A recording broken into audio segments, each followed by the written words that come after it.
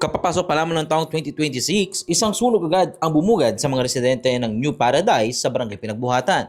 Bandang alauna ng madaling araw ng Enero 2, nang sumiklab ang apoy na tumupok sa ilang kabayan sa nasabing lugar.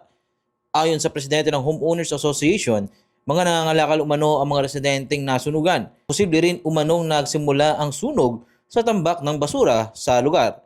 Magandang hapon po.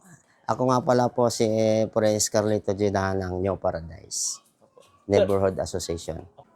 Nagulat na lang po kami nung may nagsisigaw po kaninang madaling araw, siguro po mga bandang alauna pasado, na may sunog nga raw po.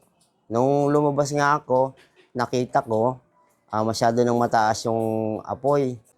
Alam ko po yung mga nangangalakal, nagbabasura, dyan din po nakatira sa loob. Okay. Tapos ano po yun, sir? Diyan po nila tinatambak yung mga nakakalakal nila? Opo, dyan din po dinadala yung kalakal nila. Naghahakot po sila ng mga basura galing sa ibang asosasyon, sa mga bahay-bahay. Pagkatapos, siyempre po, binabayaran sila, hanap buhay nila yan. Pagkatapos, dyan na lang nila itinatambak sa tabing kalsada.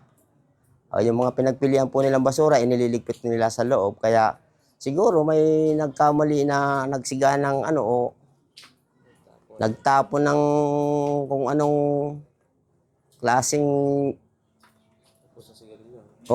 kagaya ng upos na sigarilyo. Siguro doon nagsimula dahil nga doon sa mga karton o mga kalakal na naimbak nila dyan.